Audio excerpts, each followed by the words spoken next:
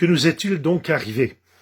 2 mois, une situation inédite depuis la Deuxième Guerre mondiale, des victimes qu'on connaissait, les rameaux qui n'ont pas été bénis, nos anciens sans visite, la famille qui manque, la vulnérabilité et la prise de conscience de la mort plus proche, les précautions et les incertitudes qui demeurent, mais aussi beaucoup de communication, de coups de fil, de messages divers, de nombreuses solidarités pour les courses, le moral, le soutien aux soignants, une vie chrétienne autrement, avec les messes à la télé ou sur Internet, le chapelet, des propositions de formation religieuse et j'en passe, bien des messages.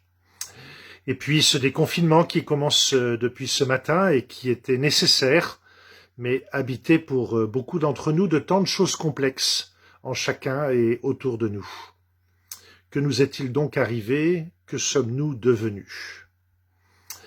Avant de tout redémarrer comme avant, mais faut-il redémarrer comme avant? Il est sans doute bon de se poser quelques questions. Que nous est-il donc arrivé? Que sommes-nous devenus? Un certain nombre de personnes autour de nous sont impactées lourdement. L'emploi et le chômage, la vie familiale, la santé, les conditions de vie, des inégalités qui sont devenues encore plus criantes, avec des conséquences économiques et sociales importantes que nous n'avons pas fini de mesurer. Il y a ceux et celles qui n'ont pas pu accompagner l'un de leurs proches comme ils l'auraient voulu au moment du deuil. Et maintenant, je perçois cette angoisse qui ne dit pas son nom, mais qui ne nous fait pas du bien. Avant de tout redémarrer comme avant, comment ne pas rendre grâce pour cette belle humanité qui s'est manifestée aussi à travers tant de gestes, de paroles, de pensées encourageantes? Oui, merci pour la lumière qui émane de tant d'êtres qui ne font pas de bruit.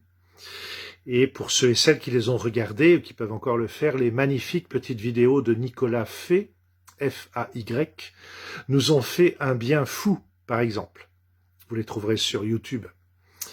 Avant de tout redémarrer comme avant, pourquoi ne pas écrire chacun pour soi, ou les partager même avec d'autres, quelques lignes pour noter ce qui nous a touchés, ce qui nous a provoqués, ce qui nous a blessés. Écrire pour noter ce qui nous a fait du bien, ce qui nous a donné envie de faire quelque chose pour d'autres, comment nous avons occupé notre temps. Écrire peut-être quelque chose sur notre foi, sur nos convictions philosophiques, religieuses, ou sur un plus grand que nous qui a soutenu notre morale. Avant de tout redémarrer comme avant, comment choisir ce que nous continuerons, ce que nous ferons autrement, ce que nous ne voulons plus faire, ce pourquoi nous prendrons plus de temps. Pour notre part, de qui, de quoi prendrons-nous davantage soin?